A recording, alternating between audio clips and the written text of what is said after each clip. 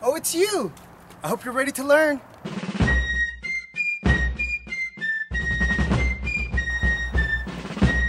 Hi, and welcome to another episode of American History with Byron Sin. I'm the guy from the show, Byron Sin! We're here in beautiful Pasadena, California, home of the Rose Bowl and many available cougars.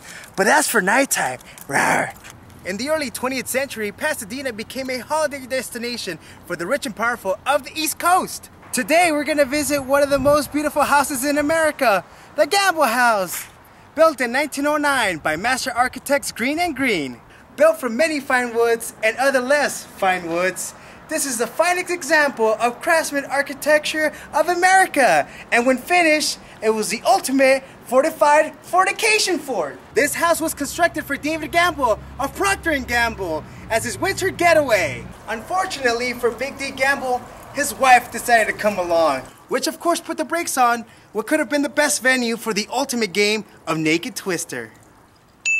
While the Gambles were enjoying their new home, a family of German immigrants moved to Pasadena. As the Gambles got older, the Von Brauns got richer, so they decided to buy their house for their son in the hopes that he would father many children.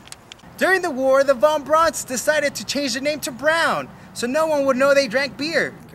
When their son Emmett returned back home from 18 years of medical school, he moved into this house, that one, right there. But instead of throwing wild Singapore sock hops, he devoted his life to learning all sciences. Man, was this guy lame. The only science worth learning is the science of bonometrics, right?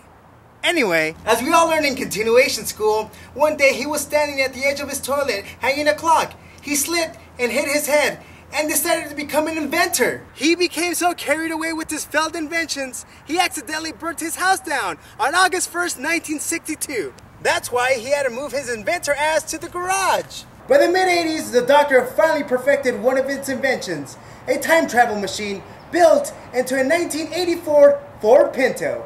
With the help from a local teenager, he successfully traveled back in time and managed to stop himself from burning this fine home. Sadly, he could never capitalize on his once successful invention because when he came back to his own time, his teenage companion accidentally crashed the car into a moving train while racing Flea from the Red Hot Chili Peppers. Few people believed their story, and the doctor became quite depressed.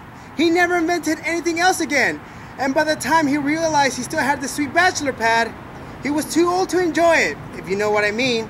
In 1992, the doctor took his own life, and his teenage companion sold the movie rights to Robert Zemeckis, who turned it into a beautiful classic American film, Ferris Bueller's Day Off.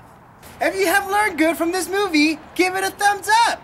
And if you love liking about learning more history, subscribe. Or maybe leave us a comment suggesting more places for future episodes down here. Or by letting me know how sexy I look in these pants.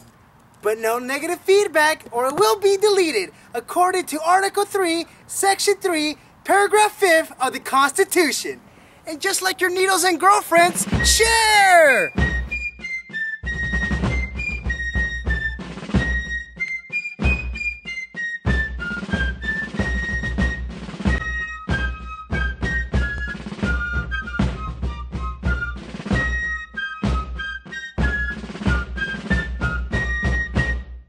What do you keep on saying back to the future? You can't go back to the future. You could go back into history. That's what we're doing now. We're not going into the future because we don't know what happens yet. Dick. We are now standing at the oldest operating McDonald's restaurant in the world! In the world! With over 30 locations worldwide. This place has become a household name for everyone. Parkour! Was that it?